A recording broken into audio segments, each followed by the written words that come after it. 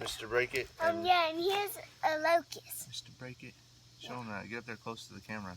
See it on the TV? He found a locust shell. There it is. Ooh, he's a handsome little guy. And awesome. So Mr. UnBreak It here, Mr. Break It. We're gonna raise this deck behind us. This fishing dock's been sagging over there. And we're gonna raise it up with a board. We don't want to get into the pond to do it, because as you can see, it's mucky yucky. And I don't think I'd be strong enough to lift it up anyways.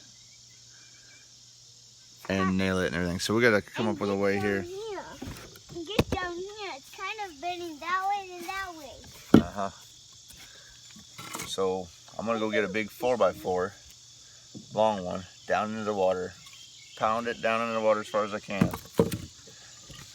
And then I'm gonna hook this come along to the top of it, pulling the deck up.